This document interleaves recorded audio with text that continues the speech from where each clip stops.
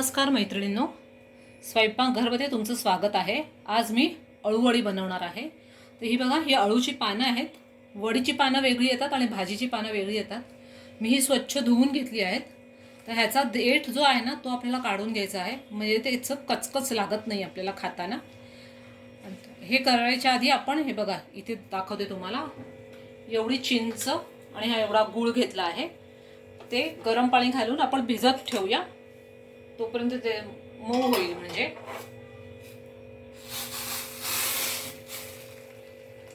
थोडंसंच पाणी घातलंय।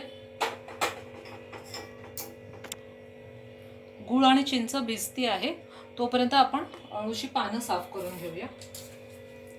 हे बघा,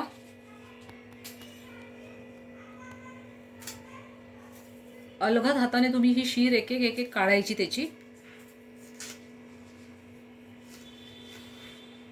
ही एक मधली शीर आणि ह्या ज्या असतात त्या शिरा, ज्या जाड शिरा आहेत त्या थोड्या काढून घ्यायच्या। हे बघा, इकडे ज्या शिरा आहेत त्या पातळ आहेत, त्या नाही काढल्या तरी चालतील, पण ह्या ज्या जाड जाड आहेत ना शिरा, त्या काढून घेऊया। शिरा कापून घेतल्या की लाटण्याने ह्या शिरेवर असं फिरवून घ्या, म्हणजे वडी करताना आपली वडी नीट बांधली जाईल, सुटणार नाही। हे बघा, शीर अशी दाबून घेतली आहे। सगळी पानं मी आता अशी करून घेते सगळी व्यवस्थित। हे बघा, चिंच गुळाचं पाणी गाळून घेतलं आहे व्यवस्थित। 1.5 वाटी बेसन आहे आणि अर्ध्या वाटीपेक्षा कमी तांदळाचं पीठ आहे। हे मिक्स करून घेऊया। 1 चमचा मसाला पावडर, अर्धा चमचा हळद, 1 चमचा धना जिरा पावडर, चवीपुरतं मीठ, अर्धा चमचा जिरे पावडर, सॉरी जिरे पावडर नाही, मिरची पावडर आहे अर्धा चमचा। धना जिरा पावडर आपण टाकली मगाशी, आणि अर्धा चमचा गरम मसाला, आणि हे 1 चमचा भरून सफेद तीळ आहेत। ते सगळं आता हे सगळं मिश्रण आपण एकजीव करून घेऊया। एवढं पाणी घालूया, याच्या व्यतिरिक्त पाणी जसं लागेल तसं आपण ॲड करूया।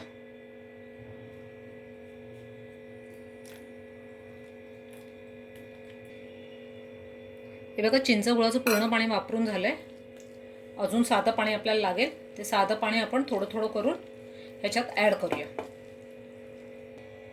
हे बघा, पीठ भिजवून झालंय। हे बघा,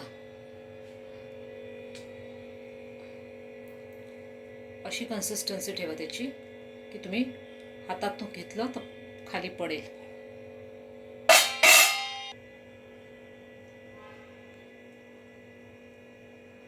जास्त घट्ट नको, जास्त पातळ नको। आता मी तुम्हाला वडी कशी लावायची ते दाखवते।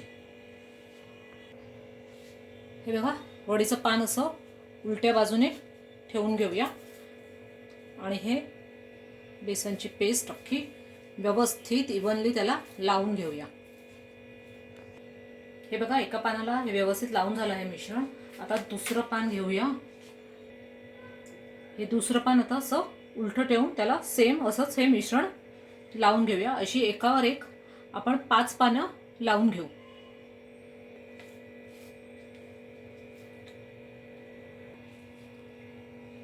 ही बघा, 5 अळूची पानं एकावर एक ठेवून झाली आहेत। आता याचा आपण रोल बनवायला घेऊया। ह्या बाजून त्याला असं आधी फोल्ड करून घेऊया। ह्या बाजूने एक फोल्ड करा, म्हणजे आपली वडी सुटणार नाही, आणि ह्या बाजूने एक फोल्ड करूया। जशी तुमची अळूची पानं असतील त्या हिशोबाने तुमची वडी छोटी मोठी होईल।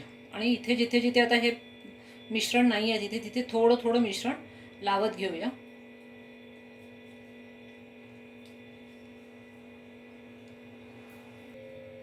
बघा, एकदम असं घट्ट घट्ट करत तुम्हाला तो रोल करून घ्यायचा आहे।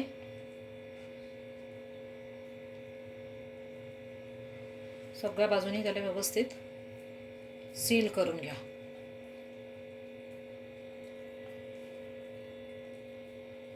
बघा, आपला अळूच्या वडीचा रोल तयार झाला आहे. तर आपण असेच बाकीचे रोलसुद्धा करून घेऊया. जर तुम्हाला असं वाटत आहे हे इथून ह्या बाजूने सुटतंय तर थोडंसं ह्या बाजूला पीठ लावून त्याला सील करून घ्या, म्हणजे ह्या बाजूने ती पानं सुटणार नाहीत. हे बघा करून घेतलं. आता व्यवस्थित झाला आहे रोल. आता कुठूनच तो सुटणार नाही.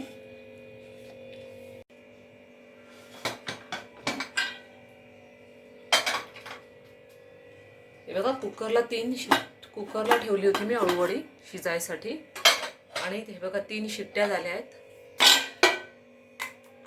व्यवस्थित थंड झाली आहे. आता ना ही आपण फ्रीजरमध्ये ठेवून देऊया. जेव्हा तुम्हाला हवी असेल तेव्हा तुम्ही काढून ती वापरू शकता. तुम्हाला मग नंतर थोड्या वेळाने मी तळून दाखवते अळूवडी.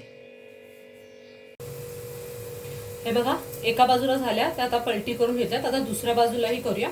साधारण 3 ते 4 मिनिटं लागतात दोन्ही बाजूला करायला. तर ही बघा आपली खमंग अळूवडी तयार झाली आहे. प्लीज माझ्या चॅनलला सबस्क्राईब करा, रेसिपीला लाईक करा, कमेंट करा आणि तुमच्या मैत्रिणींना रेसिपी शेअर करा. थँक्यू.